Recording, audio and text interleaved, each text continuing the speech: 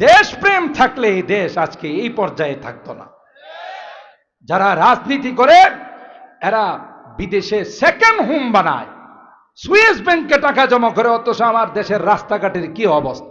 বাংলাদেশের সবচেয়ে সেরা রাস্তা আশুলিয়ার থেকে নিয়ে বাইপাল পর্যন্ত। কেন এরকম থাকবে? এদেশে কি টাকা পয়সা কম আসে? আমার বিদেশি সন্তানরা হাড় ভাঙ্গা পরিশ্রম করে কি পরিমাণ টাকা পাঠায়, এগুলো যায় এদের পেটে আর সুইস ব্যাংকে যায়।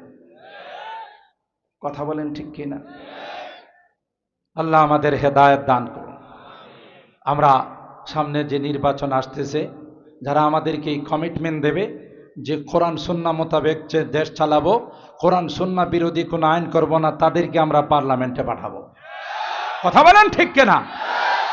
আর কাউকে আমরা পার্লামেন্টে দেখতে চাই না। এবার আমার এই ছোট ছোট যুবকরা দেশে বিপ্লব ঘটে 24-এর নতুন স্বাধীনতা দিয়ে আমাদেরকে সবক দিয়ে গেছে, আলতু ফালতু ভাবে দেশ চালানো যাবে না। কথা বলেন ঠিক কিনা? তো যাই হোক, আমার এই শ্রমিকরা এরা অনেক কষ্ট করি, মাশাআল্লাহ এমন সুন্দর একটি আয়োজন করেছেন। আমি তাদেরকে আমার অন্তরের অন্তঃস্থল থেকে মোবারকবাদ জানাই। আমি তাদের জন্য দোয়া করি, আল্লাহ যেন তাদের কামায় রুজি রোজগারে, তাদের আমলে এখলাসে যেন আল্লাহ তাআলা বরকত দান করেন, আমিন বলেন। সম্মানিত সুধী, সময় যেহেতু শর্ট, ভূমিকার মধ্যে সময় নেব না। ইতিমধ্যেই আপনারা দেখেছেন যে আমি প্রথমে 30 নম্বর পারার সূরাতুন নাসর, তার অপর নাম হলো সূরাতুল ফাতহ। যদিও সূরাতুল ফাতহ নামে 26 নম্বর পারায় একটি সূরা আছে, ইন্না ফাতাহনা লাকা ফাতহাম মুবিনা লিয়াগফিরা লাকাল্লাহু মা তাকদ্দামা মিন যামবিকা ওয়া মা তাআখার। এই সূরাটার নাম সূরাতুল ফাতহ। আর আমি যেই সূরা তিলাওয়াত করেছি এটার নাম হলো সূরাতুন নাসর, বিজয়ের সূরা, সাহায্যের সূরা। কথা বলেন ঠিক কিনা? এই জন্য প্রথম আয়াতে আল্লাহ তাআলা বলেছেন, ইযা জাআ নাসরুল্লাহি ওয়াল ফাতহ। ফাতহ মানে বিজয়। এই আজকের দিবসের সাথে মিল রাখতে গিয়ে আমি সূরাতুন নাসর তিলাওয়াত করলাম। পাশাপাশি 18 নম্বর পারার সূরাতুন নূরের 41 নম্বর আয়াতে কারিমা তিলাওয়াত করেছি। ওখানে আল্লাহ রাব্বুল আলামিন বিজয়ের নিয়ামত যারা পাবে, বিজয়ের নিয়ামত পাওয়ার পর যারা ক্ষমতা বসবে, ক্ষমতায় বসবে, তাদের এই নিয়ামতের শুকরিয়া কি, এই বিষয়ে আল্লাহ রাব্বুল আলামিন আমাদেরকে দিক নির্দেশনা দিয়েছেন। আমি আপনাদের একটা কথা জিজ্ঞাসা করতে চাই।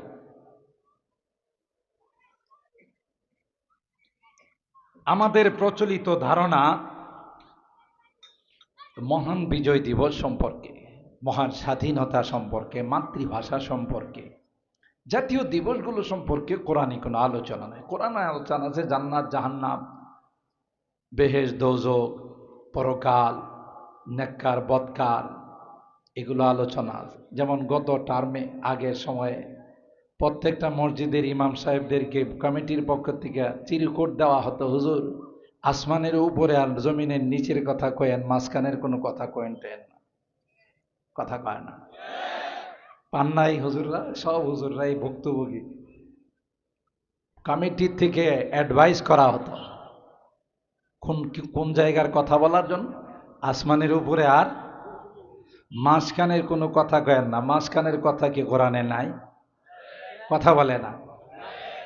তাহলে অ্যাডভাইস করা হতো যে আসমানের উপরে আর জমিনের নিচে কথা কয়েন, মাঝখানের কোনো কথা বইলেন না। তো কোরআনে কি মাঝখানের কথা নাই?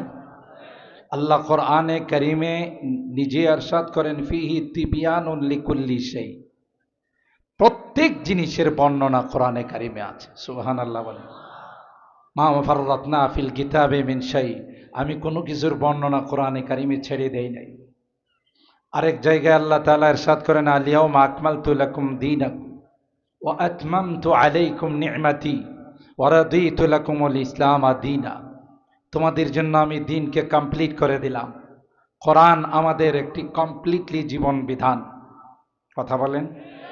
তো আমার এই কোরআনে যদি আমার বিজয় দিবস সম্পর্কে আলোচনা না থাকে, আমার মহান স্বাধীনতা সম্পর্কে যদি আলোচনা না থাকে, 21শে ফেব্রুয়ারি আমি কি তোমায় ভুলিতে পারি? আমার মাতৃভাষা সম্পর্কে যদি কোনো আলোচনা নাই থাকে, তাহলে কোরআন আমার জন্য কমপ্লিটলি, বাঙালি জাতির জন্য কমপ্লিটলি জীবন বিধান হলো কেমন? কথা কি ঠিক কিনা বলেন? আমাদের জন্য, আমরা যারা বাঙালি জাতি, আমাদের জন্য কমপ্লিটলি জীবন বিধান হলো কেমন? আমার মহান বিজয় দিবসের কথা নাই, আমার স্বাধীনতা দিবসের কথা নাই, আমার মাতৃভাষা সম্পর্কে কথা নাই, তাইলে সব কোরআনে আছে না নাই? আপনারা জানেন সর্বপ্রথম চাঁদের দেশে যে নাসা গ্রুপ, আমেরিকার বৈজ্ঞানিকদের যে গ্রুপটা আছে নাসা গ্রুপ, এরা যখন মহাকাশ যান আবিষ্কার করে চাঁদের দেশে গেল, ওখান থেকে আসার পর সাংবাদিকরা তাদেরকে ঘিরে ধরছে। প্রধান বৈজ্ঞানিককে জিজ্ঞাসা করা হলো, আপনি যে মহাকাশ যান দিয়ে চাঁদের দেশে গেলেন, চাঁদের দেশে যাওয়ার সিলেবাস পাইলেন কোথায়, গাইডলাইন পাইলেন কোথায়? তিনি তখন তার যে বক্তব্যটা দিয়েছিল, সেই বক্তব্যের মধ্যে ছিল যে আমি চাঁদের দেশে যাওয়ার আগে চিন্তা করলাম কি নিয়ে স্টাডি করা যায়। তখন আসমানি কিতাবগুলো আমি অ্যানালাইসিস করলাম, কারণ চাঁদের দেশ তো এটা আসমানের দেশ, ওই দেশ থেকে যে সিলেবাস আসছে আমি সেই সিলেবাসগুলো নিয়ে স্টাডি করলাম। তাওরাত হাতে নিলাম, কিছুই পাই নাই। ইঞ্জিল হাতে নিলাম, বাইবেল হাতে নিলাম, কিছুই পাই নাই। জবুর হাতে নিলাম, কিছুই পাই নাই। কিন্তু আসমানওয়ালার কসম, যখন কোরআন আমি হাতে নিছি এ টু জেড, আমার ওখানে যাওয়ার জন্য যা যা গাইডলাইনের দরকার টোটাল গাইডলাইন পেয়ে গেছে। সব গাইডলাইন আমি কোরআনে পেয়ে গেছি। আল্লাহু আকবার বলে। আল্লামা কামালউদ্দিন দমিরি রহমতুল্লাহ আলাই হায়াতুল হাইওয়ান নামক কিতাবের মধ্যে লিখেন, কোনো বৈজ্ঞানিক, কোনো দার্শনিকের পক্ষে কোনো কিছু আবিষ্কার করা সম্ভব হতো না যদি আল্লাহর সৃষ্টি না থাকতো, আল্লাহর কোরআন না থাকতো। ইনি কয়েকটা এক্সাম্পল দিয়ে বুঝাইছেন যে দেখেন বৈজ্ঞানিকরা বিমান বানাইছে, এই বিমানটা পাখির আকৃতি, বিমানের আকৃতিটা পাখির মতো না, দুইটা ডানা আছে, পিছনে লেজ আছে, মুখটা চিকন। কেন? বৈজ্ঞানিকরা দেখছে যে আসমানে ওড়াল দেওয়ার জন্য আল্লাহ তাআলা আসমানে কি বানাইছেন, দেখলো যে পাখি বানাইছে। তো সুতরাং পাখিদেরকে সামনে রেখা এরা বিমান আবিষ্কার করছে। এরপরও আল্লাহ কোরআনে কয়, তোর বিমানের যদি ফুয়েল শেষ হয়ে যায়, কোনো কারণে যদি যান্ত্রিক ত্রুটি দেখা দেয়, তাহলে তো এটা অ্যাক্সিডেন্ট করে, কিন্তু আমার বিমান কখনো ফুয়েল নেওয়া লাগে না। স্টার্ট বন্ধ হলে যে স্টার্ট চলাকালীন যে গতিতে চলে, স্টার্ট বন্ধ হলো সেই গতিতে আগায়। আওয়ালাম ইয়ারাউ ইলাত তায়রি ফাওকাহুম সাফাতিন ওয়া ইয়াকবিদ মা ইউমসিকুহুন্না ইল্লার রহমান। আল্লাহ বলেন, এ পৃথিবীর মানুষেরা আসমানের দিকে তাকাও, একটা নয়, দুইটা নয়, কোটি কোটি বিমান বানায়া ছেড়ে দিলাম। ওই বিমানগুলো আকাশের মধ্যে উড়াল দে, ঝাঁকে ঝাঁকে আকাশের মধ্যে উড়ালতে থাকে। তাকাইয়া দেখবা একটা পর্যায়ে তাদের পাখাগুলো বন্ধ করে রাখে। ঠিক কিনা বলে? তোমাদের লজিক তো বলে স্টার্ট বন্ধ হয়ে গেছে, এখন তো নিচে পড়ে যাওয়ার কথা, কিন্তু না না, আমি আল্লাহ শূন্যস্থানের মধ্যে আটকে রাখলাম। মা ইউমসিকুহুন্না ইল্লার রহমান। কেউ শূন্যস্থানের মধ্যে আটকে রাখে নাই, আমি আল্লাহ তাকে শূন্যের মধ্যে আটকে রাখলাম। তোমরা স্থলযান আবিষ্কার করেছ, অনেক দ্রুত গতির ট্রেন আবিষ্কার করেছ, বাস আবিষ্কার করেছ, কিন্তু আমার মৌমাছি যে আমি আবিষ্কার করলাম, মৌমাছি বানাইলাম বাসা থেকে, মৌমাছিটা যখন বের হয় ঘন্টায় তার গতিবেগ থাকে 600 মাইল। সুবহানাল্লাহ কইবেন না? কত? একটা মৌমাছি বাসা থেকে যখন বের হয়ে যায় প্রতি ঘন্টায় তার গতিবেগ হলো 600 মাইল। বাংলাদেশের মৌমাছি ইন্ডিয়াতে যায়, পাকিস্তানে যায়, বহু দেশে চলে যায় রস আহরণ করার জন্য। বাসায় ফেরার সময় পাইল মোরে আইসা ট্রাফিকরে জিজ্ঞাসা করে, আমি যদি আশুলিয়া যাই কোন রাস্তায় যাইতে? কথা কয় না, জিজ্ঞাসা করে। আল্লাহ বলেন, আমার ভার্সিটির মধ্যে এমন পাইলট বানাইলাম, এমন কো পাইলট বানাইলাম, যারা আমার ভার্সিটির দিকে শিক্ষা নিয়েছে, হাজার হাজার কিলোমিটার দূরে গেলেও বাসায় পৌঁছতে বিন্দু পরিমাণ তাদেরকে ব্যাগ পাইতে হয় না। কে শিক্ষা দিছেন? ক্বালা রাব্বুনাল্লাযী আ'তা কুল্লা শাইইন খালকাহু সুম্মা হাদা। প্রত্যেকটা বস্তুকে দুনিয়াতে প্রেরণ করার আগে দুনিয়াতে চলার জন্য তার যা যা দরকার সব শিখাই আমি পাঠাই। সুবহানাল্লাহ। আপনাদের জিরাবো এলাকার হাঁসের বাচ্চা তো 1 মাস নেভি স্কুলে ভর্তি হয়ে সাঁতার শিখে এরপরে পুকুরে যায়, তাই না? সাথে সাথে যায়, ডিম থেকে ফোটার সাথে সাথে গিয়ে দেরি করে না, পুকুরে সাঁতার কাটে। কথা কয় না? 1 মাস প্রশিক্ষণ নিতে হয়। তাহলে এই সাঁতারটা সে শিখলো কই? নেভি স্কুলে ভর্তি ছিল, নৌবাহিনী স্কুলে ভর্তি ছিল। কথা কয় না? কে শিখাইছেন?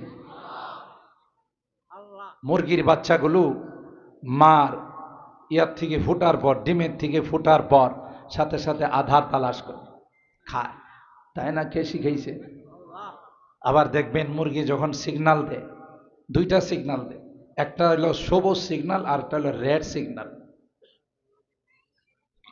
সবুজ সিগন্যাল যখন দেয়, বাচ্চাগুলো চতুর্দিক থেকে দৌড়ায় আসা মার মুখের থেকে খানা কাড়াকাড়ি করে নেয়, দেখছেন না? এরা বুঝে যে এই সিগন্যালটা হলো গ্রিন সিগন্যাল। কথা কয় না? আবার আরেকটা সিগন্যাল দেয়, এটা হলো রেড অ্যালার্ট। এটা হলো গ্রিন সিগন্যাল না, এটা হলো লাল সিগন্যাল। এটা দিলে পরে মার মুখের খানার দিকে যায় না, সবাই মার ডানার ভিতরে আশ্রয় নেয়। মা তাকে বুঝাই দিল যে এটা কিন্তু বিপদ সংকেত। এটা কি? তাইলে এই সংকেতগুলো বোঝার জন্য তো অবশ্যই ক্যামব্রিজ স্কুলে ভর্তি হয়েছিল মুরগির বাচ্চাগুলো, হ্যাঁ, মাইলস্টোনে ভর্তি হয়েছিল, ইংলিশ মিডিয়ামে ভর্তি হয়েছিল। কে শিখাইছে? সুতরাং ওইদিকে গেলে কোরআনের বিজ্ঞান নিয়ে আলোচনা করতে গেলে আপনারা অবাক হবেন। এমন কোনো জিনিস নাই যা কোরআনে আল্লাহ আলোচনা করেন নাই। সুবহানাল্লাহ। প্রত্যেক এই যে মোবাইল সম্পর্কে আমি বলি, আমার বয়ানে আছে, মোবাইল যারা আবিষ্কার করছে এরা জীবন চেষ্টা করলেও মোবাইল বানাইতে পারতো না যদি আল্লাহর কুদরতি নিদর্শন মাছিকে না দেয়।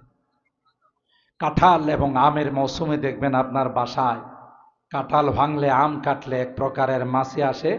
এখন এগুলোকে লাইট মাইরেও আপনি পাবেন না। এই মাছিগুলোর মাথায় লাল এন্টিনা থাকে, দেখছেন? কি থাকে? লাল এন্টিনা। আল্লামা কামাল উদ্দিন দমিরি রহমতুল্লাহি আলাই হায়াতুল হাইওয়ান নামক কিতাবের মধ্যে লিখেন, যখন এই জেরাবতে, সাভার, আশুলিয়ায় কাহারো বাসায় যখন কোনো কাঁঠাল ভাঙ্গা হয়, সাথে সাথে তার এন্টিনার মধ্যে SMS বাজতে থাকে। সে SMS ফলো করে সুজা আপনার বাসার 4 নম্বর তলায় হোক, 5 নম্বর তলায় হোক, এ হোক, বি হোক, সি হোক, ওইটাতে যায় সুজায় আপনার বাসায় ঢুকে দেখবেন কাঁঠালের আশপাশে সে গুনগুন গুনগুন গুনগুন গান গায়। কথা কয় না? আর আপনি কোন যে এত দাম দিয়া কাঁঠাল নিয়ে আসলাম, ল্যাংড়া আম নিয়ে আসলাম, কানা আম নিয়ে আসলাম, হ্যাঁ, রূপালি সোনালি আম নিয়ে আসলাম তোর জন্য। তখন গান গায় আর কয়, আরে যতই আপনি এভাবে হাত দিয়া তাড়ান, দেখবেন গুনগুন করে একটা কথা কয়। কি কয় জানেন? মান ইয়া না মান, মাই তেরা মেহমান। কথা কয় না? মান ইয়া না মান, মাই তেরা মেহমান। ওই মিয়া, আমারে তুমি ধমক দাও কেন? তোমার বাড়ি কি আমি চিনি? তোমার সাথে কি আমার আত্মীয়তার সম্পর্ক আছে? তাহলে কিভাবে আসলাম? আমি কি এখান থেকে আসছি? হাজার হাজার মাইল দূরের থেকে আসছি। লোকেশন বলে তোমার বাড়িতে কাঁঠাল ভাঙছো, তুমি আমার তারাও কা, আল্লাহু আকবার বলে। এই লোকেশন নিয়ে SMS পায়া চলে আস। বৈজ্ঞানিকরা দেখলো একটা মাছি যদি হাজার হাজার মাইল দূরের থেকে SMS কে ভিত্তি করে তার লাল এন্টিনার SMS কে ফলো করে সে যদি গন্তব্যে পৌঁছতে পারে, তাইলে আমরা কেন এমন কোনো জিনিস আবিষ্কার করতে পারবো না? বাংলাদেশ থেকে কুয়েত, কাতার, ইতালি, জাপান, জার্মানে SMS পাঠানো যায়, কি কয় মেসেঞ্জারের মাধ্যমে কথা বলা যায়, হোয়াটসঅ্যাপের মাধ্যমে, ইমোর মাধ্যমে কথা বলা যায়। এই অনেক কষ্ট করে একটা মোবাইল বানাইছে, তাও কিছুদিন ব্যবহার করার পর এটা গের গের গের গের গের গের গের গের শুরু করে, কথা কয় না। কি হয়েছে? এটার মধ্যে ভাইরাস ঢুকছে। কি ঢুকছে? সার্ভিসিং সেন্টারে নিয়ে যান, নিয়ে গেলে আরো কি কি করে। অথচ আল্লাহর যে অ্যান্টিনা বানাই দিছে মাছির মাথা, এটা জীবনে কোনোদিন ভাইরাস ঢুকে না। সুবহানাল্লাহ কবেন না? ওই চেষ্টা করে একটা মোবাইল বানাইছে, ওই মাছির আল্লাহর কুদরতি সৃষ্টি, মাছিকে ফলো করে মোবাইল বানাইছে, তাও আজ পর্যন্ত মাছির মতো হতে পারে না। কথা বলেন ঠিক কিন? প্রত্যেকটা এক্সাম্পল যদি দেওয়া হয়, কোনোটাই কাহারও পক্ষে সম্ভব না। আরে যত বড় তুমি ইঞ্জিনিয়ার হও না কেন, যত বড় স্ট্রংলি প্ল্যান দিয়ে তুমি বিল্ডিং বানাও, রিক্টার স্কেলে 7.6 মাত্রার যদি ভূমিকম্প হয়, এই জেরাবর বিল্ডিংগুলো থাকবো? কথা কয় না। আরে গত কিছুদিন আগে তো জাগনি দিয়ে গেছে, সবাই কালিমা টালমা পড়া রেডি হয়ে রয়েছে, কথা কয় না। বাবুই পাখি যে তার ইঞ্জিনিয়ারিং প্ল্যান নেয়া আপনাদের তাল গাছে যে বাসা বানাইছে, এটা তো রিক্টার স্কেলে 10 মাত্রা, 7.10 মাত্রার যদি ভূমিকম্প হয়, তাহলে তো বোধ ভেঙ্গে চুরমার হয়ে যাব, কথা কয় না। মাঝে মধ্যে এই যদি তাল গাছ কাটে, দেখেন বাসাগুলো কত নিপুণ, কত নিখুঁত, আউটডোর ইনডোর, কয়েক তলা বিশিষ্ট। কিসের আপনার টাওয়ার মিয়া? ওর তলাগুলো দেখলে আপনি অবাক হয়ে যাবেন। এগুলো বোধ সব বুয়েটের ছাত্র, টেকনিক্যাল কলেজের ছাত্র। বাবুই পাখিগুলো কার ছাত্র বলেন? ওই মিয়া কিসের বাহাদুরি করো? মোল্লা আলী কারি রহমতুল্লাহ আলাই মিরকাতুল মাফাতি মিশকাতুল মাসাবিহের অত্যন্ত গ্রহণযোগ্য ব্যাখ্যা গ্রন্থ, ওখানে লেখেন, বুঝি না মানুষ কি নিয়ে বাহাদুরি করে। আমার বুঝে আসে না, ওরই বাহাদুরি করার আছে কি, মাস্তানি করার কি আছে? আব্বালুহু নুতফাতুন কাদিরাতুন ওয়া আখিরুহু জিফাতুন মাযিরা ওয়া তাহমিলু বাইনা যালিকাল আযিরা। তোমার সূচনাটা হলো একটা নাপাক পানি, যে পানিটা সভ্য সমাজে কেউ এটা নিয়ে আলোচনা করে না, কথা বলেন ঠিক কিনা? একটা বীর্য, ইয়াখরুজু মিন বাইনিস সুলবি ওয়াত তারাইব ইন্নাহু আলা রাজিইহি লাকাদির। আল্লাহ বলেন, গোলাম, বাবার মেরুদণ্ড থেকে, মার সিনার থেকে 2টা পানি বের হয়, মিলনের মাধ্যমে ওই পানিগুলোকে আমি আল্লাহ একটা কুদরতি মেশিনে জমা করি। নুতফাতান ফি কারারিম মাকিন, কুদরতি মেশিনে জমা করে 40 দিন পর পর তার মধ্যে পরিবর্তন ঘটাই। সুবহানাল্লাহ বলি। এই জন্য তো তবলিগওয়ালারা কো ভাই চিল্লাই যান, চিল্লাই যান, কারণ এক চিল্লা লাগাইলে তার মধ্যে পরিবর্তন আসে। মানব দেহের, মানবের সৃষ্টির মধ্যে আল্লাহ 40-এর পর পর তার মধ্যে পরিবর্তন ঘটাইছেন। আল্লাহর হাবিব বলেন, মান সাল্লা লিল্লাহি 40 ইয়াওমান বিত্তাকবীরাতিল উলা কুতিবা লাহু বারাআতা। আমার কোন উম্মত যদি 40 দিন তাকবীর উলার সঙ্গে জামাতের সাথে নামাজ পড়ে, আল্লাহর হাবিব বলেন আল্লাহ পাক তার জন্য 2টা পুরস্কার ঘোষণা করেছেন। সুবহানাল্লাহ। কয়টা পুরস্কার?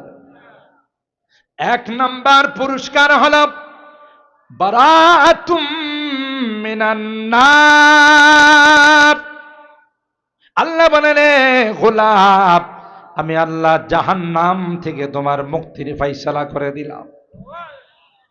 দুই নাম্বার হলো বারাআতুম মিনান নিফাক, মুনাফিকদের দফতর থেকে তোমার নামটা আমি আল্লাহ কর্তন করে দিলাম। আর ভাইরা, সুতরাং আল্লাহ বলেন ওই নাপাক পানিটা এমন পানি যা উল্লেখ করার মতো কোনো বস্তু ছিল না। হাল আতা আলাল ইনসানি, হাল আতা আলাল ইনসানি মিনাদ দাহর লাম ইয়াকুন শাইআম মাযকুরা। একটা সময় তোমার মধ্যে অতিবাহিত হয়েছে, উল্লেখ করার মতো কোনো বস্তু ছিল না। আমি আল্লাহ 40 দিন পর পর তোমার সৃষ্টির মধ্যে পরিবর্তন ঘটাইলাম। প্রথমে ছিল একটা নাপাক পানি, তাকে আমি আল্লাহ জমাট রক্ত বানাইলাম, এরপরও গোশতের টুকরা বানাইলাম, এরপর 40 দিন পর স্ট্রাকচার দিলাম, হাড্ডি দিয়ে স্ট্রাকচার বানাইলাম, 40 দিন পর তার মধ্যে আবার গোশত দিলাম। এইভাবে আল্লাহ বলেন সব কিছু ফেরেশতা দিয়ে বানাইলাম। কিন্তু তোমার চেহারাটা যখন সেট আপ দেওয়ার সময় হলো, ফেরেশতাকে ডাক দিয়ে বললাম, না না না, এই চেহারার সেট আপ তোমাদেরকে দিতে দেব না। আমি আল্লাহ আমার কুদরতি হাতে চেহারাটা বানাইব। এই জন্য আরবিতে বলা হয় আল ওয়াজহু মাজহারু কুদরাতিল্লাহি তাবারাকা ওয়া তাআলা। চেহারাটা হলো আল্লাহর কুদরতের নিদর্শন। তাই আল্লাহ ডাক দেয়া কয়, গোলাম, এই চেহারাটা কপালটা আমি বানাইছি ওই 8 রশি 9 রশি 14 রশিতে সেজদা দেওয়ার জন্য নয়, ল্যাংটা সার মাজারে সেজদা দেওয়ার জন্য নয়। কথা বলেন ঠিক কিনা? খেতার সার মাজারে কি প্রণাম করার জন্য নয়। এই কপালটা একমাত্র আমি আল্লাহর কুদরতি পায়ে ঠেকাইবে, আমি আল্লাহর কুদরতি পায়ে সেজদা দিবে। এই জন্য আমি আল্লাহ আমার কুদরতি হাতে সেটা বানাইলাম। তুমি মা হতে পারো, বাবা হতে পারো, উস্তাদ হতে পারো, গার্ডিয়ান হতে পারো, লা তাজরিবিল ওয়াজহা হাদিসের মধ্যে আসে না না, শাসন করার নামে ওই সন্তানের চেহারার মধ্যে আঘাত করা যাবে না। যদি কেউ শাসন করার নামে সন্তানের চেহারার মধ্যে আঘাত করে, আল্লাহর কসম আল্লাহর আদালতের আসামি হয়ে দাঁড়াইতে হবে। লা তাজরিবিল ওয়াজহা, আমার যদি ভুল হয় ওলামায়ে কেরাম বলবে চেহারাতে প্রহার করা যাবে না। আপনি বাবা হতে পারেন, মা হতে পারেন, আপনি উস্তাদ হতে পারেন, টিচার হতে পারেন, এই চেহারাটা আল্লাহ বলেন শুধু আমার কুদরতি ভাই সেজদার জন্য বানাইছে। আল্লাহ পাক বলেন এই নাপাক পানিটার মধ্যে আমি সুন্দর করে নকশা করে দিলাম, চোখ দিলাম, কান দিলাম, মেমোরি দিলাম, সব কিছু দিলাম। দিয়ার পরে তোকে বানাইলাম সবচাইতে সুন্দর করে, দুনিয়াতে আসলা। এখন তোমার অবস্থা হলো তোমার ভিতরে শুধু কিছু ময়লা আছে, পেশাব পায়খানা আছে, এছাড়া কি আর কিছু দেখাইতে পারবে? ওয়া তাহমিলু বাইনা যালিকাল আযিরা। শেষ সময় যখন তোমার মৃত্যু হয়ে যাবে, রুটা যখন তোমার পিঞ্জিরার থেকে বের হয়ে যাবে, তখন তোমার লাশটা পচা গান্দা হয়ে পড়ে থাকবে। কথা কয় না? তাহলে শুরুটা হলো না পাক পানি, মাঝখানে হলো কতগুলো ময়লা আবর্জনা। আমার আপনার ট্যাঙ্কির মধ্যে যে ময়লা জমা আছে, ট্যাঙ্কির থেকে যদি ময়লা ছিদ্র করে বের করে দেওয়া হয়, মাহফিলে বসতে দিবে, গার্মেন্টসে ঢুকতে দিবে, অফিস আদালতে যাইতে দিবে, চি চি চি চি দুর্গন্ধ। তাহলে এই কতগুলো ময়লা আবর্জনা নিয়ে তুমি চলো, আর লাস্টে যখন রুটা চলে যায় তখন তোমার দেহটা পচা গান্দা হয়ে পড়ে থাকে। কথা বলেন ঠিক কিনা? কিসের ভিত্তিতে তোমার অহংকার? কিসের ভিত্তিতে তোমার বাহাদুরি? এই জন্য তুমি গোলাম, তুমি আমার আব্দ। আকরাবু মা ইয়াকুনুল আবদু মির রাব্বিহি আইয়াকুনা সাজিদান লিল্লাহ। আল্লাহ ডাক দেয়া কয়, বান্দা যখন সিজদায় লুটিয়ে পড়ে, সিজদায় পড়ে যখন বলে সুবহানা রব্বিয়াল আ'লা, আমি ফেরেশতাদের ডাইকা বলি, হে ফেরেশতারা, আমার গোলাম আমার কুদরতি পায়ে মাথা ঠেকাইয়া কপাল ঠেকাইয়া বলে আমি নাকি পবিত্র, আমার চেয়েতে উচ্চ মর্যাদা বলা কেউ নাই, সাক্ষী থাকো আমি আল্লাহ তার জীবনের সকল গুনাহগুলো মাফ করে দিলাম। বুজুর্গি কি নাহি হামকো জরুরত, बुजुर्गी की नहीं हमको जरूरत, गुलाम अपना बना हमको खुदाया, जन्नतो दोज़ख से यार अब क्या करो, जन्नतो दोज़ख से यार अब क्या करो, आरज़ू है मैं तुझे देखा करो, आरज़ू है मैं तुझे देखा करो। अल्लाहु अकबर। আল্লাহর হাবিবের এতগুলো নাম 99টা সিফাতি নাম, আল্লাহু আকবার বলে। পয়গম্বর আল্লাহ বলেন ওই সূরাতুল ফাতহ আয়াত, লিয়াগফিরা লাকাল্লাহু মা তাকদ্দামা মিন যামবিকা ওয়া মা তাআখার ওয়া ইউতিম্মা নি'মাতাহু আলাইকা ওয়া ইয়াহদিয়াকা সিরাতাম মুস্তাকিমা। আপনার আগের পিছনে সব গুনাহ মাফ করে দিয়েছে, সুবহানাল্লাহ। এরপরও হাদিসের মধ্যে আসে, ওলামায়ে কেরাম জানেন আল্লাহর হাবিব সারা রাত দাঁড়ায় দাঁড়ায় ইবাদত করে, তাওয়াররামাত কাদামাহু, আল্লাহর পয়গম্বরের দুইটি কদম মোবারক ফুলে যাইত, সুবহানাল্লাহ। সাহাবায়ে কেরাম বললেন, ইয়া রাসূলুল্লাহ قد غفر الله لك ما تقدم من ذنبك وما تأخر, আল্লাহ পাক তো আপনার আগের পিছনে সব গুনাহ মাফ করে দিয়েছে, আপনি কেন এত কষ্ট করেন? কদম মোবারক ফুলে যায়। আল্লাহর হাবিব জবাব দেয়, আফালা আকুনা আবদান শাকুরা, আমাকে যে আল্লাহ ক্ষমা করে দিয়েছেন, আমাকে যে আল্লাহ মাফ করে দিয়েছেন, এটা শুকরিয়া আদায় করব না? তাই গোটা রাত দাঁড়িয়ে মালিকের কদমে সিজদায় পড়ে থাকে। আল্লাহু আকবার। এটা আমার সবচেয়ে দামি লকব হলো আলা আব্দুল্লাহি ওয়া রাসূল, আমি আল্লাহর গোলাম তার রাসূল, সুবহানাল্লাহ। কিসের তুমি অহংকার করো মিয়া? এফসিপিএস এফআরসিএস করা ডাক্তার, হাজার হাজার ডাক্তার জঙ্গলের মধ্যে আল্লাহ ছাইরা রাখছে, সুবহানাল্লাহ। বিজির মতো ডাক্তার, বানরের মতো ডাক্তার, হাজার হাজার ডাক্তার আছে, অহংকারের কিছু নাই। ওয়ালা তামশি ফিল আরদি মারাহা, পৃথিবীর ইতিহাস বলে যারাই অহংকার করছে এরাই ইতিহাসের আস্থা করে নিক্ষিপ্ত হয়েছে। কথা বলেন ঠিক কি? অহংকার করছে আন্তর্জাতিক সন্ত্রাস, হারামজাদা ফেরাউন পানিতে ডুবায়া মারছে, ইন্টারন্যাশনাল হারামজাদা গোটা বিশ্বের বাদশা নমরুদ মশা দিয়া সাইজ করছে। কথা বলেন ঠিক কি? অহংকার করছে আল্লাহ নবীর জামানায় আবু জাহেল, নাম ছিল আবুল হিকাম, যেদিন থেকে কোরআন সুন্নাহর বিরোধিতা শুরু করছে সেদিন থেকে নাম পাল্টায় হয়েছে আবু জাহেল। আর এই অহংকারের কারণে, ইসলামের বিরোধিতা করার কারণে পৃথিবীর সবচাইতে বড় টয়লেটটা তার মাথার উপর। এমন কোনো হাজি নাই, ওমরাকারী নাই যারা হজ ওমরা করতে যায় একটা বার আবু জাহেলের মাথায় পেশাব করে না। কেন এত বড় পুরস্কার পাইছে? কোরআনের বিরোধিতা করার কারণে, অহংকার করার কারণে। কথা বলেন ঠিক কিনা? আর বদরের যুদ্ধে ছোট দুইটা পিচ্চি মুআদ আর মুআওয়াদ, দুই ভাই সিনার মধ্যে বৈশা জবাই করছে। কথা বলেন ঠিক কিনা? কেন বড় সাহাবী ছিল না? ওরে জবাই করার জন্য বড় বড় সাহাবী ছিল না? তাহলে আল্লাহ তাআলা দুইটা পিচ্চিকে কেন পাঠাইছেন? বোঝানোর জন্য যে যত বেশি অহংকার করে তাকে তত ছোট জিনিস দিয়া সাইজ করি। কত আন্দোলন বাংলাদেশে হয়েছে, এই পোলাফাইনা আন্দোলন করে 16 বছরের ক্ষমতা 40 মিনিটে শেষ।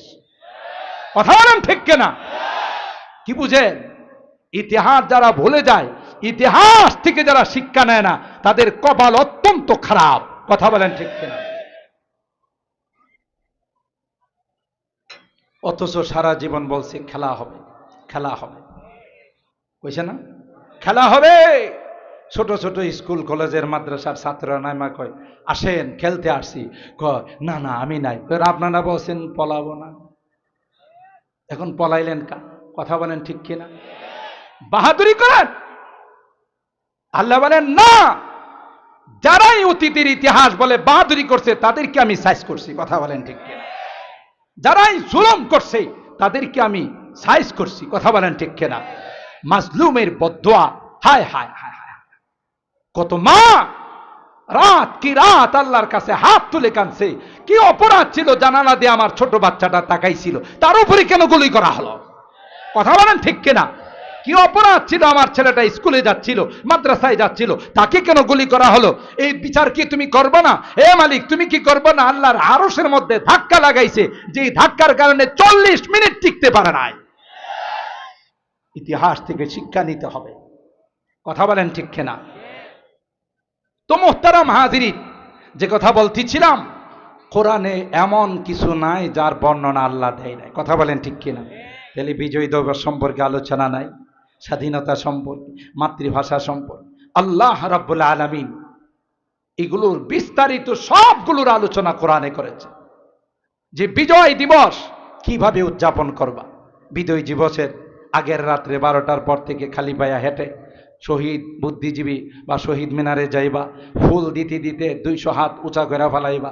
আর এই ফুলের গ্রান নেয়া যারা দেশের স্বাধীনতার জন্যে, বিজয়ের জন্য শাহাদত বরণ করেছেন, ওরাও ফুলের গ্রান নেয়া জান্নাতে চলে যাবে। গত রাত্রে মাহফিল করে আসার পথে দেখি হায় হায় ডেক্স বাজানো শুরু হয়েছে। যত গান বেশি হবে তত তাদেরকে আল্লাহ জান্নাতুল ফেরদাউস দিবে। কি পদ্ধতিতে বিজয় দিবস উদযাপন করতে হবে?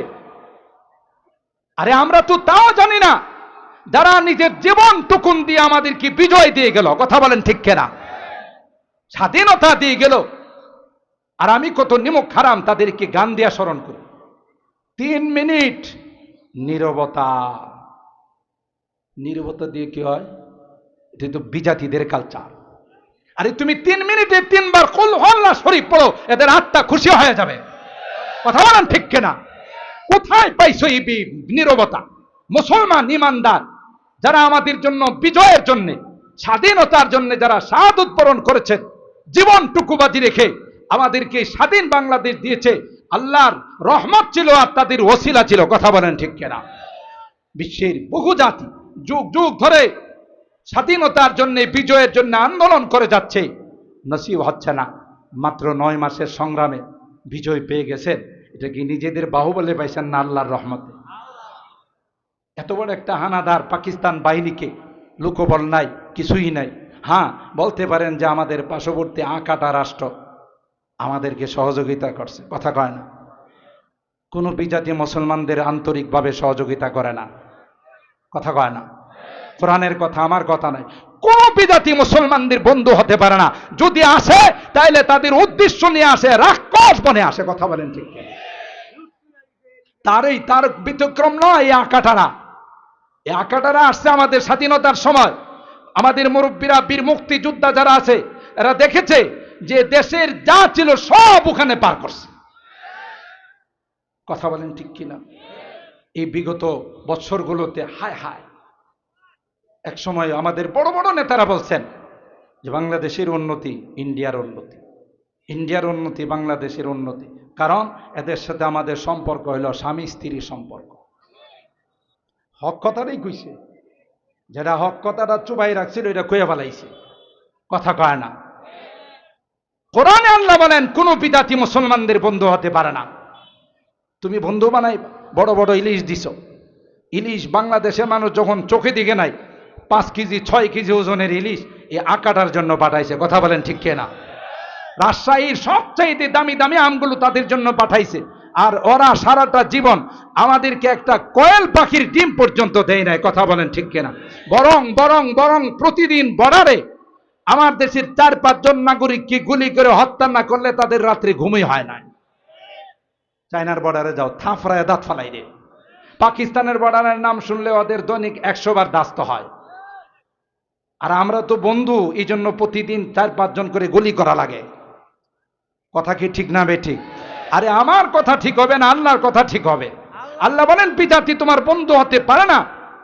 বাদুহুম আউলিয়া বাদ, বরং বরং তোমার দেশের বর্ডার রক্ষী বাহিনী সেই রৌমারী সীমান্তে রাত্রের আধারে 1 কিলোমিটার এরা দখল করে ফেলছিল। তখন বিজিবি ছিল না, তখন বর্ডার রক্ষী বাহিনীর নাম ছিল বিডিআর, বাংলাদেশ বর্ডার রক্ষী বাহিনী।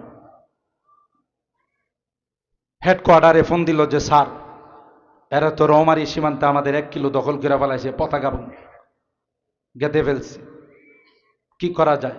হেডকোয়ার্টার থেকে বলল যে action to action, action to, কোনো কথা নাই, সোজা অ্যাকশনে যাও। মুসলমান ইতিহাস ভুলে গেলে হবে না। মুসলমান যুদ্ধ করে আল্লাহর জন্য, মুসলমান যুদ্ধ করে মুসলিম দেশের বর্ডার রক্ষা করার জন্য।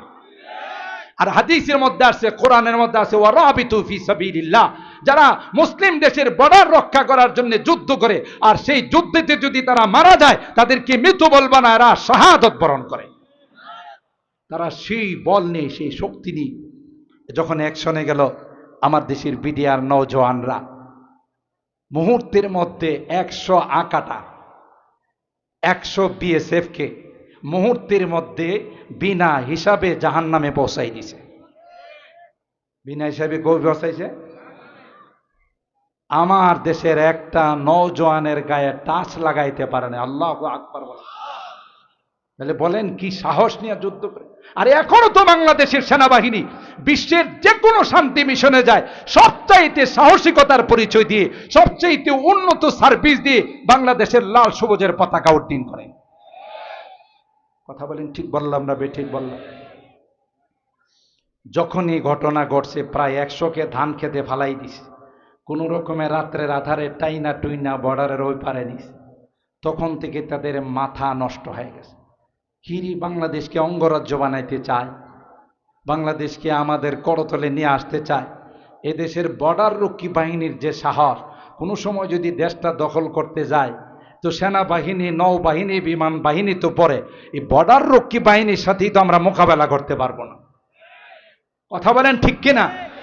তখন থেকে প্ল্যান, তখন থেকে পরিকল্পনার চক আঁকছে, না না, যে কোনো মূল্যে এই বর্ডার রক্ষী বাহিনীকে ধ্বংস করতে হবে। আর সেই পরিকল্পনার ফসল হলো পিলখানা হত্যাকাণ্ড। কি মনে করেন কোথায় যে দেশ যাচ্ছিল? আল্লাহওয়ালাদের দোয়ায়, মাসুম বাচ্চাদের দোয়ায়, এতিমের মা বাবার দোয়ায় আল্লাহ রাব্বুল আলামিন দেশটাকে রক্ষা করছেন। কথা বলেন ঠিক কিনা? একটা দেশের 57 জন চৌকস সেনা অফিসারকে হত্যা করে ফেলা, এক একটা সেনা অফিসারের পিছনে দেশের কোটি কোটি টাকা ব্যয় হয়। কথা বলেন ঠিক কিনা? কি মনে করছেন এটা কি সহজ কোনো ষড়যন্ত্র ছিল? বর্ডার রক্ষীটাকে পঙ্গু করার জন্য এই ষড়যন্ত্র করা হয়েছিল। কথা বলেন ঠিক না বেটি? তো মুহতারাম হাজিরি, এই বিজয় আল্লাহ প্রদত্ত নিয়ামত। কথা বলেন ঠিক কিনা? বিজয় কার নিয়ামত? আল্লাহ প্রদত্ত নিয়ামত। এই বিজয়ের নিয়ামত আল্লাহ রাব্বুল আলামিন আমাদের সামান্য চেষ্টা আর আল্লাহর পক্ষ থেকে অশেষ রহমত। কথা বলেন ঠিক কিনা? আর নিয়ামত প্রাপ্ত হলে আল্লাহ রাব্বুল আলামিন আমাদেরকে বলছেন এই নিয়ামতের শুকরিয়া আদায় করো। কথা বলেন ঠিক কিনা? আল্লাহ বলেন আল্লাযীনা ইম্মাক্কান্নাহুম ফিল আরদ আকামুস সালাতা ওয়া আতাউয যাকাতা ওয়া আমারু বিল মারুফ ওয়া নাহাউ আনিল মুনকার ওয়ালিল্লাহি আকিবাতুল উমুর। আল্লাহ বলেন যারা স্বাধীনতা পাবে, যারা বিজয়ের নিয়ামত পাবে, স্বাধীন রাষ্ট্রের ক্ষমতায় যারা আসীন হবে, ক্ষমতায় বসবে, আল্লাহ বলেন তাদের 1 নাম্বার প্রধান দায়িত্ব হলো, প্রধান কাজ হলো নিজেও নামাজ পড়বে, আইন করে রাষ্ট্রের নাগরিকদের নামাজের জন্য বাধ্য করবে। কে বলছেন? আল্লাহ বলছেন। নামাজের সময় মার্কেট বন্ধ থাকবে। কথা বলেন ঠিক কিনা? নামাজের সময় অফিস বন্ধ থাকবে। যদি কেউ অফিস বন্ধ না রাখে, কেউ যদি মার্কেট বন্ধ না রাখে, রাষ্ট্রীয়ভাবে তাদেরকে পানিশমেন্টের ব্যবস্থা করতে হবে। নামাজ পড়বে যারা তাদেরকে নামাজের স্বাধীনতা দিতে হবে। বাসওয়ালাদেরকে বলে দিতে হবে যেখানে নামাজের টাইম ওখানে গাড়ি থামাইতে হবে। কথা বলেন ঠিক কিনা? যাত্রীরা বারবার অনুরোধ করি, ভাই ভাই ভাই আমার নামাজটা চলে যাচ্ছে, আপনি একটু থামান। কয় না না, অন্য যাত্রীরা মানবে না, আমি টাইম মেনটেন করতে পারবো না।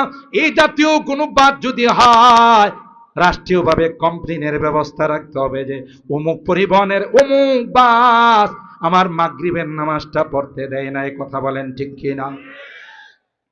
আল্লাহ বলেন শুধু নামাজ পড়া নয়, যারা রাষ্ট্রীয় ক্ষমতায় থাকবে, প্রেসিডেন্ট, প্রাইম মিনিস্টার, অন্যান্য মিনিস্টার যারা হবে, এরা নিজেরাও নামাজ পড়বে, তাদের অধীনস্থ যারা আছে তাদেরকে নামাজের জন্য বাধ্য করবে। আল্লাহর কসম, এই একটা আইন যদি বাংলাদেশের পার্লামেন্টে পাশ হয়ে যায়, ইনশাআল্লাহ কমিটি যারা যাবে তারা যদি আমাদের কাছে কমিটমেন্ট না করে এই আইন করবে না, তাদেরকে আমরা পার্লামেন্টে পাঠাবো না। কথা বলেন ঠিক কিনা? একজনকে পার্লামেন্টে পাঠাবো না, তাদেরকে পার্লামেন্ট মেম্বার বানাবো না।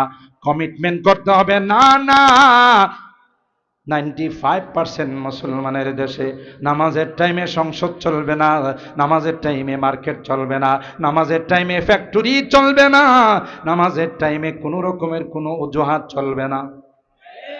কথা বলেন ঠিক কি? আল্লাহ কই কি লাভ হবে জানো? কি লাভ হবে জানো? দেশে দারিদ্রতা থাকবে না, দুর্নীতি থাকবে না, চাঁদাবাজি থাকবে না, সুদ ঘুষ থাকবে না। বন্ধ করার সহজ রাস্তা হলো আকামুস সালাহ। কোরআনের অন্য আয়াতে আল্লাহ বলেন ইন্নাস সালাতা তানহা আনিল ফাহশাই ওয়াল মুনকার। এক নামাজ এমন ইবাদত, এই নামাজ যদি কেউ ঠিকমতো আদায় করে, নামাজ যদি তার সমস্ত হুকুম আহকামগুলো, রুকুনগুলো আদায় করে ঠিকমতো যদি নামাজ আদায় করে, আল্লাহ কোরআনে কয় তার দ্বারা কোনো রকমের দুর্নীতি হবে না, কোনো রকমের সুদি কারবার হবে না, কোনো রকমের ঘুষের লেনদেন হবে না, কোনো রকমের চাঁদাবাজি হবে না। এ বাংলাদেশের মানুষগুলো জান্নাতি মানুষ হয়ে যাবে, আর জান্নাতি হাওয়া গোটা দেশের মধ্যে বিরাজ করবে। বলুন তো দেখি, নামাজের সংখ্যা এখন কম না বেশি? গজব আসবো না তো কি আসবে? কিন্তু নামাজ না পড়লে যে গুনাহ হয় বাঙালি এটাও জানে না। আমার কাছে একজন মুসল্লি আয়েশা বলে, হুজুর দোয়া করে, বিপদ আপদ যায় না। আবার কয়, হুজুর জানা মতো তো কোনো গুনাহ করি না। বুঝতে পারছেন? জানা মতো কোনো গুনাহ করি না, কেন যেন এত বিপদ আপদ উপরে আসে। আমি তাকে কোরআন সুন্নাহর আলোকে বললাম, বিপদ আপদ কখনো আল্লাহ পরীক্ষা করার জন্যে, কখনো মর্তবা বাড়ানোর জন্যে। অসুবিধা নাই, ধৈর্য ধরেন, ঠিকমতো আল্লাহর হুকুম আহকামগুলো মাইনেন। শেষে আমি জিজ্ঞাসা করলাম, 5 ওয়াক্ত নামাজ তো ঠিকমতো পড়েন? কই হুজুর ব্যস্ততার কারণে নামাজটা পড়তে পারি। বাঙালি দেখছেন, নামাজ না পড়লে যে কবিরা গুনাহ এটাও বাঙালি জানে না। কথা বলেন ঠিক কিনা? আরে এমন অবস্থা হয়ে গেছিল, আমাদের দাওয়াত ও তবলিগের সাথীরা আয়েশা কারগুজারি শোনায়, প্রত্যন্ত অঞ্চলে গিয়া যখন জিজ্ঞাসা করে যে আমাদের নবীর নাম কি, শেখ মুজিবুর রহমান। এমন অবস্থা হয়ে গেছিল দেশে। কথা বলেন ঠিক কিনা? নবীর নাম বলে শেখ মুজিবুর রহমান। কথা বলেন ঠিক কিনা? এমনটা অজ্ঞ হয়ে গেছিলাম আমরা দিন থেকে, ইসলাম থেকে। আজকে আমাদের মধ্যে প্রত্যেকটা এলাকায় 50% মানুষ তো দূরের কথা, 20% মানুষ নামাজ পড়ে না। কথা বলেন ঠিক না বেঠিক? তাইলে গজব আসবে না তো কি আসবে? আল্লাহ বলেন আল্লাযীনা ইম্মাক্কান্নাহুম ফিল আরদ আকামুস সালাহ। 1 নাম্বার কাজ হলো নামাজ কায়েম করা। ক্ষমতায় যারা থাকবে ওরা নামাজ পড়বে, অধীনস্থদেরকেও নামাজের জন্য বাধ্য করবে। পরিবারের হত্যাকর্তা যিনি হবেন তার পরিবারের সদস্যদেরকে নামাজের জন্য বাধ্য করবে। ফ্যাক্টরির যিনি জিএম হবে, ডিএম হবেন, ফ্যাক্টরির যিনি চেয়ারম্যান হবেন তিনি নিজেও নামাজ পড়বেন, ওয়ার্কারদেরকেও নামাজের জন্য ছুটি দিতে হবে। কথা বলেন ঠিক কিনা? 2 নাম্বার হলো আতাউজ যাকাত। যাকাত আদায় করবে। শিল্পপতি যারা আছে, কোটিপতি যারা আছে, রাষ্ট্রীয়ভাবে তাদের থেকে যাকাত উসুল করে রাষ্ট্রের গরিব দারিদ্র যারা আছে, দরিদ্র যারা আছে তাদের মধ্যে সুষম বন্টন করবে, সুন্দরভাবে বন্টন করবে। আল্লাহর কসম, এদেশে একজনও ফকির মিসকিন থাকবে না। দারিদ্র বিমোচনের সবচাইতে সফল কর্মসূচি দিয়েছেন আল্লাহ কোরআনের মাধ্যমে যাকাত। কথা বলেন ঠিক কিনা? আর আজকে দারিদ্র বিমোচনের জন্য আমরা G8 সম্মেলনে যাই, ওখান থেকে ফর্মুলা নিয়ে আসি, হে নিজেই তো গরিব, তোমারে কি ফর্মুলা দিব? বাদশার কাছে গেছে কিছু চাওয়ার জন্য, গরিব মানুষ। তো দারোয়ানকে জিজ্ঞাসা করে, বাদশা কই? কই যে বাদশা মসজিদের ভিতরে। তো ফকির গিয়া দেখে বাদশা 2 হাত তুলে আল্লাহর কাছে চাইতেছে। ফকির আর দেরি না করে গেট দিয়ে বের হয়ে যেতেছে। তো দারোয়ান জিজ্ঞাসা করে, দেখা করছেন? কি দেখা করবো? এই তো আরেকজনের কাছে চাইতেছে। কথা কয় না? এই তো আরেকজনের কাছে চাই, ওর কাছে আমি কি চাবো? ইয়া আইয়ুহান্নাস আনতুমুল ফুকারাউ ইলাল্লাহ, তোমরা সকলেই মুহতাজ, মুখাপেক্ষী কার? আল্লাহ বলেন সফল কর্মসূচি দিলাম, আতাউয যাকাত। সুন্দরভাবে উসুল করে, সুন্দরভাবে যদি এক একজন ফকিরকে লিস্টি করে করে 10,000 20,000 টাকা দেওয়া হয়, তুমি পানের ব্যবসা করবা, বাদামের ব্যবসা করবা, পরের বছর থেকে এই পরিবারটা আর দারিদ্রদের তালিকায় থাকবে না। যাকাতের বিধান। ওয়া আমারু বিল মারুফ ওয়া নাহাউ আনিল মুনকার, সৎ কাজের আদেশ, অসৎ কাজের নিষেধ। যারাই মসজিদ মাদ্রাসার বিরোধিতা করবে, কোরআন সুন্নাহর বিরোধিতা করবে, আমার আল্লাহকে নিয়ে কটাক্ষ করবে, আউল বাউল ফাউল সাউল যেগুলো আছে, সাথে সাথে তাদেরকে পানিশমেন্ট দিতে হবে। কথা বলেন। এদেশের মধ্যে এতগুলো আলেম উলামা, এতগুলো মাদ্রাসা, এতগুলো দিনদার মানুষ থাকার পর একটা বাউল ফাউল কি করে সাহস করে কোরআনের সূরা নাসকে বিকৃত করার, আল্লাহকে নিয়ে কটূক্তি করার, মুসল্লিদেরকে নিয়ে কটূক্তি করার? কথা বলেন ঠিক না বেটি? উচিত হবে একটাকে যদি বাইতুল মুকাররমের সামনে ঘোষণা দিয়ে ফাঁসির কাস্টে ঝোলানো হয়, সব আউল বাউল ফাউল ঠিক হয়ে যাবে। কথা বলেন ঠিক? এত বড় স্পর্ধা। ওয়া আমারু বিল মারুফ ওয়া নাহাউ আনিল মুনকার, কোন রকমের কোন নিষিদ্ধ কাজ নবী নিয়ে কথা বলবে, নবীর খাতমে নবুয়ত নিয়ে কথা বলবে, এই সাহস কোথায় পায়? যেই দেশের মাটিতে লক্ষ লক্ষ আল্লাহওয়ালারা শুয়ে আছে। কথা বলেন ঠিক না বেটি? যে দেশে এতগুলো মসজিদ মাদ্রাসা, এত আলেম ওলামা, এদেশে কোরআন নেই, ইসলাম নেই, মাদ্রাসাগুলো নেই, কোরআনের পাখিদেরকে নিয়ে, আলেম ওলামাদেরকে নিয়ে কটূক্তি করে এত বড় সাহস পায় কোথায়? কথা বলেন ঠিক কিনা? আরে তাদের জন্য তো টিকে আছো। যেইভাবে ভূমিকম্প আসে, যদি মাদ্রাসাগুলো না থাকতো, আলেম ওলামা না থাকতো, আল্লাহওয়ালারা না থাকতো, দিনদার বুজুর্গানে দিন না থাকতো, বহু আগে আল্লাহ তাআলা শেষ করে দিতেন। কথা বলেন ঠিক না বেটি? বিগত দিনে বহু চেষ্টা করা হয়েছে মাদ্রাসাগুলোকে বন্ধ করে দেওয়ার জন্য, কোরআনের শিক্ষাকে বন্ধ করে দেওয়ার জন্য। কোরআনের মাদ্রাসাগুলোকে জঙ্গিবাদ প্রজনন কেন্দ্র বলা হয়েছে, সন্ত্রাসীদের আস্তানা বলা হয়েছে। কথা বলেন ঠিক কিনা? জঙ্গিবাদ, মৌলবাদ বলে আখ্যায়িত করা হয়েছে। মাদ্রাসা নিয়ে বিদ্রুপ করা হয়েছে, যে ব্যঙ্গের ছাতার মতো মাদ্রাসা গজাইতেছে। মাদ্রাসায় যারা পড়ে তাদেরকে বলা হয়েছে, তুমি আপনি পিয়ারি পাকিস্তান মে চলে যাও। কথা বলেন ঠিক কিনা? মাদ্রাসাওয়ালারা কি পাকিস্তানে আছে না বাংলাদেশে? যারা বলছে ওরা কি বাংলাদেশে আছে না হিন্দুস্তানে? কথা বলেন। পারবে না। যে কোরআনের দায়িত্ব স্বয়ং আল্লাহ নিয়েছেন, কোন বাপের বেটার ক্ষমতা নাই সেটাকে দুনিয়া থেকে বিদায় করে দিবে। কথা বলেন ঠিক কি?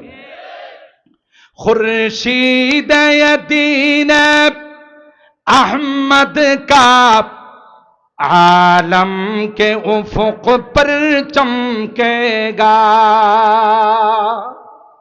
দিনের সূর্য জ্বালাইছেন কে? জোরে বলতে হবে কে? কোন বাপের বেটার ক্ষমতা আছে এটা ফুৎকার দিয়ে অফ করে দিবে?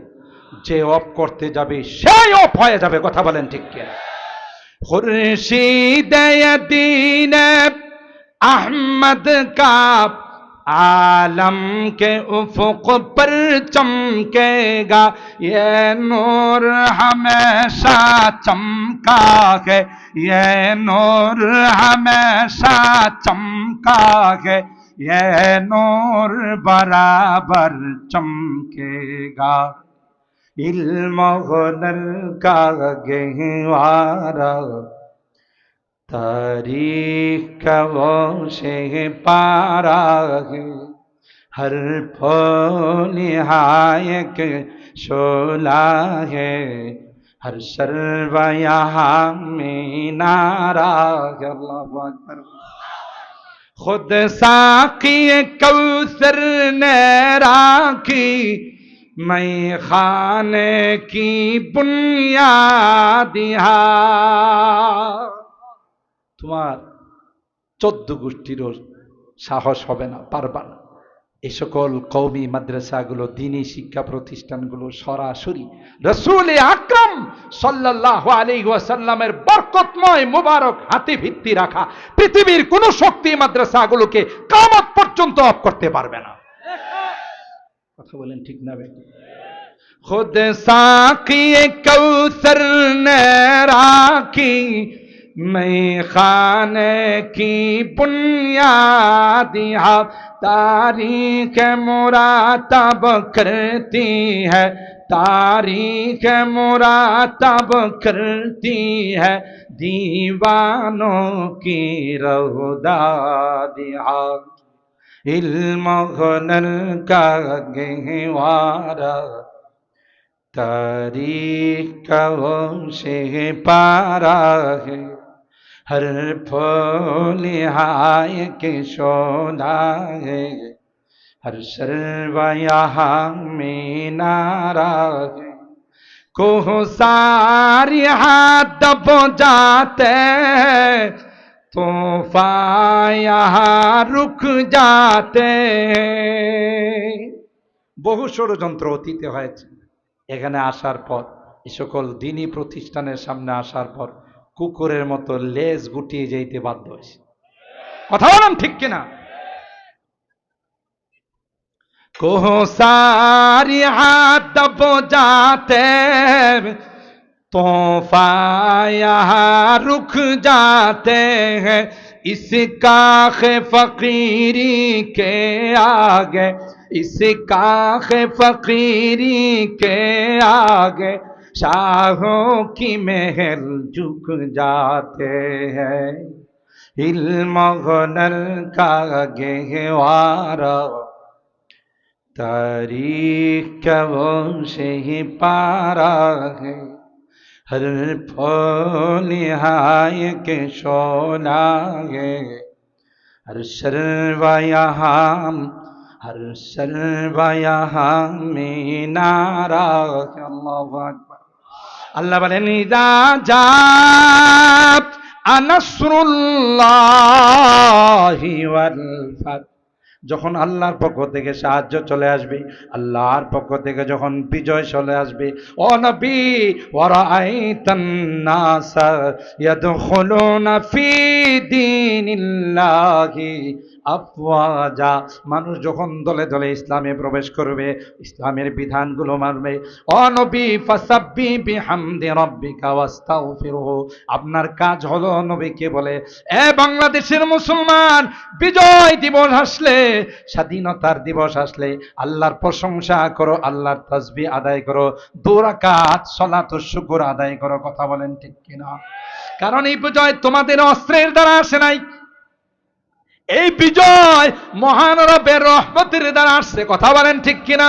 তাই রবের পায়ে সিজদা দাও আর বলো ফাসাব্বিহ বিহামদি রাব্বিকা ওয়াস্তাগফিরহু ইন্নাহু কানা তাওয়াবা। এটা আমাদেরকে ইসলাম শিখাইছে। বিজয় দিবস আসলে কি করবা? আর আমরা করি বিজয় দিবসের মধ্যে গান লাগায়, নাচানাচি করি, হই হুল্লার করি। কথা বলেন ঠিক কিনা? আরে যারা মুক্তিযোদ্ধা ছিলেন, যারা দেশের স্বাধীনতার জন্য জান দিয়েছেন, এরা যদি কবরের থেকে উঠে আসতে পারছো, তাহলে তোমাদেরকে থাপ্পড় লাগাইতো, বেটা আমরা আসি কবরের মধ্যে অশান্তি নিয়ে, আর তোরা আমাদের গান বাজায় স্মরণ করিস, 2 বার 3 বার কুল হুয়াল্লাহ শরীফ পড়তে পারিস না। কথা বলেন ঠিক কিনা? আরে কুল হুয়াল্লাহ শরীফ পড়ে আমাদের রুহের মধ্যে তোরা খতম করে যদি সওয়াব পাঠাই দি, তাইলে আমাদের আত্মাটা শান্তি থাকতো। কথা বলেন ঠিক কিনা? আল্লাহ আমাদের সকলকে আল্লাহ পাকের হুকুম মতো বিজয় দিবস পালন করার তৌফিক দান করুন, স্বাধীনতা দিবস পালন করার তৌফিক দান করুন। সম্মানিত সুধী, এখনই আজান হবে। কমিটির পক্ষ থেকে আবদার ছিল যে বয়ানের শেষে কেউ উঠবেন না, একটু বসেন, একটু বসেন সকলেই। আপনারা জানেন আজকের এই মাহফিলে এশার নামাজের পরপরই বাংলাদেশের একজন অত্যন্ত চমৎকার যুক্তিসঙ্গত কোরআন সুন্নাহ ভিত্তিক আলোচনা করে থাকেন হযরতুল আল্লামা আব্দুল বাসিত খান সাহেব। তিনি এশার সাথে সাথেই বসবেন। এরপরে বাংলার তারেক জামিল, যাকে বলা হয়, অত্যন্ত চমৎকার সুন্দর করে আলোচনা পেশ করে থাকেন হযরতুল আল্লামা নজরুল ইসলাম কাসিমি দামাত বারাকাতুহুম। আমরা এশার নামাজ পড়ে চলে আসবো তো ইনশাআল্লাহ? হাত তোলেন, হাত তোলেন, হাত তোলেন। লিল্লাহে তাকবীর, লিল্লাহে তাকবীর। কোরআন সুন্নাহর আলো, এই ঘরে ঘরে জালো, এটা ডিলেট থুক্কু, কথা বলেন ঠিক কিনা? এখন কোরআন সুন্নাহর আলো, আগামী সংসদে জালো, কথা বলেন ঠিক কিনা? স্লোগান হবে সংসদে যারা যাবে কোরআন সুন্নাহ ব্যতীত কাউকে সংসদে পাঠানো হবে না। আর দ্বিতীয় স্লোগান হবে কোরআন সুন্নাহর আলো প্রত্যেকের দিলে দিলে জালো, কথা বলেন ঠিক কিনা? এই দুই স্লোগান ছাড়া কোনো স্লোগান হবে না। ইনশাআল্লাহ ওনারা বয়ান করবেন, এখন মুখতাসার দোয়া হবে। বসুন, সকলের জন্য দোয়া হবে, দোয়ার পরে আমরা নামাজের জন্য যাব। আল্লাহুম্মা ইহদিনাস সিরাতাল মুস্তাকিম সিরাতাল্লাযীনা আন'আমতা আলাইহিম মিনান নাবিয়্যিন ওয়াস-সিদ্দীকিনা ওয়াশ-শুহাদা'i ওয়াস-সালিহিন। রব্বানা যালামনা আনফুসানা ওয়া ইল্লাম তাগফির লানা ওয়া তারহামনা লানাকুনান্না মিনাল খাসিরিন। রব্বানা ফাগফির লানা যুনুবানা ওয়া কাফফির আন্না সাইয়্যাতিনা ওয়া তাওয়াফফানা মা'আল আবরার। রব্বিরহামহুমা কামা রব্বায়ানি সগীরা। রব্বিরহামহুমা কামা রব্বায়ানি সগীরা। রব্বুল আলামিন, আল্লাহ দীর্ঘক্ষণ পর্যন্ত বসে তোমার বান্দা বান্দিরা কোরআনের আলোচনা শোনার পর এশার নামাজের পূর্ব মুহূর্তে আল্লাহ আমরা কিছু সংখ্যক গুনাহগার বান্দা তোমার শাহী দরবারে হাত উঠি। এ মালিক, জীবনে অনেক গুনাহ করেছি, গুনার দিকে তাকাইলে জাহান্নাম ছাড়া কোনো উপায় নাই। আল্লাহ, আজকে তোমার দরবারে তাওবা করতেছি, আর জীবনে কোনো গুনাহ করব না, আর জীবনে কোনো নাফরমানি করব না, আর জীবনে কোনোদিন হারাম খাইব না, জীবনে কোনোদিন বেপরদায় চলব না। আল্লাহ, মেহেরবানি করে আমাদের তাওবাগুলোকে কবুল করে দাও। কিয়ামতের কঠিন ময়দানে আমাদেরকে তুমি গুনাহগার বলে ডাক দিও না। শুনেছি রে, যারা গুনাহগার হবে তাদের কি বলবে? ওয়ামতাজুল আইয়ুহাল মুজরিম। এ পাপিষ্ঠির দলেরা, এ পাপাচারের দলেরা, আমার নেককার বান্দাদের থেকে আলাদা হয়েছে। ওই দিন যদি আমাদেরকে গুনাহগার বলে ডাক দাও, কার কাছে যাব? কে গো আমাদেরকে মাফ করো? তাই ভিক্ষুকের মতো, কাঙ্গালের মতো দুইখানা হাত বাড়াইলাম। আল্লাহ, মেহেরবানি করে আমাদের তাওবাগুলোকে কবুল করে নাও। ইয়া রাব্বাল আলামিন, আল্লাহ আমাদের রোগীদেরকে পরিপূর্ণ শিফা দিয়ে দাও। অনেকেই মাহফিলে দান খায়রাত করেছেন, দোয়া চেয়েছেন আল্লাহ, অনেকেই বিভিন্নভাবে আমাদের কাছে দোয়ার আবেদন করেছেন। এ মালিক, সকল রোগীদেরকে পরিপূর্ণ শিফা দিয়ে দাও। যারা হাসপাতালে শুয়ে আছেন, হাসপাতালের বেডে শুয়ে কান্দে, দুনিয়ার কোনো ডাক্তারের ক্ষমতা নাই, দুনিয়ার কোনো ওষুধের ক্ষমতা নেই। তুমি যদি ভালো না করো, কেউ ভালো করতে পারবে? আল্লাহ, এখানে অনেক রোগী উপস্থিত হয়েছেন, আল্লাহ সকল রোগীদেরকে পরিপূর্ণ শিফা দিয়ে দাও। আল্লাহ, আমার এই যুবকরা, কলিজার টুকরা যুবকরা, যারা বহু গার্মেন্ট শ্রমিক কাফেলা প্রতি বছরে সুন্দর আয়োজন করে থাকে, আল্লাহ আমার এই যুবকদেরকে জান্নাতি যুবক হিসাবে কবুল করে নাও। আসহাবী কাহাফের যুবক হিসাবে কবুল করে নাও। হযরতে হাসান হুসাইনের কাফেলার মেম্বার হিসাবে কবুল করে নাও। আল্লাহ, তাদের কামাই রুজি রোজগারে বরকত দিয়ে দাও। সকলকে পাক্কা দিনদার মুত্তাকি হিসাবে তুমি কবুল করে নাও। ইয়া রাব্বাল আলামিন, আল্লাহ আমরা যারা হাত উঠাইছি জানি না কার মা নাই, কার বাবা নাই। এ মালিক, আজকের মোনাজাতে বারবার মা বাবার কথা মনে পড়তেছে। কত আদর, স্নেহ, মায়া, মমতা, সোহাগ দিয়ে আমাদেরকে বড় করে লালন পালন করে না ফেরার দেশে চলে গেছে। যেই মা বাবার চেহারার দিকে তাকাইলে কবুল হজের সোয়াব পাওয়া যাইত, ঘরে যায় ওই মা বাবার মায়াবী চেহারাগুলো আর দেখি। এ মালিক, যদি গুনার কারণে তোমার জাহান্নামের আসামি হয়ে থাকি, আমরা তোমার কাছে মাপ চাই, ক্ষমা চাই। আল্লাহ মেহেরবানি করে আমাদের মা বাবাকে মাফ করে দিও, আমাদের মা বাবাকে ক্ষমা করে দিও। আল্লাহ তাদের কবরগুলো জান্নাতের বাগান বানাই দিও। যাদের মা বাবা বেঁচে আছেন তাদের হায়াতে বরকত দিও। আল্লাহ জানি না কার জীবনের শেষ মোনাজাতে হাত উঠে, হতে পারে আমার জীবনের শেষ মোনাজাতে হাত। আল্লাহ গত বৎসরে মাহফিলে অনেকে ছিলেন, আজকে নাই। কে জানে আগামী বছর আমি মাহফিলে আসতে পারবো কিনা। যেদিন তুমি ডাক দিবে, মালাকুল মউতের হাতে সুপর্দ করে দিবে, আল্লাহ ইমানদার বানায়া দুনিয়ার থেকে নিও, কলমাওয়ালা বানায়া দুনিয়ার থেকে নিও, তাওবা নসিব করে দুনিয়ার থেকে নিও। আল্লাহ আমি যদিও গুনাহগার, অনেক আলেম ওলামাদেরকে নিয়ে হাত উঠাইছি, অনেক মাসুম বাচ্চাদেরকে নিয়ে হাত উঠাইছি। আল্লাহ সাদা দাড়িওয়ালাদেরকে নিয়ে হাত উঠাই, পর্দার আড়ালের অনেক মা বোনদেরকে নিয়ে হাত উঠাইছি। আল্লাহ যাদের হাত খানা পছন্দ হয়, সে হাতের ওসিলায় তোমার হাবিবের তোফাইলে আমাদের দোয়াগুলোকে কবুল করে নাও। রব্বানা তাকাব্বাল মিন্না ইন্নাকা আনতাস সামিউল আলিম ওয়া তুব আলাইনা ইন্নাকা আনতাত তাওয়াবুর রহিম। সুবহানা রাব্বিকা রাব্বিল ইজ্জাতি আম্মা ইয়াসিফুন ওয়া সালামুন আলাল মুরসালিন والحمد لله رب العالمين।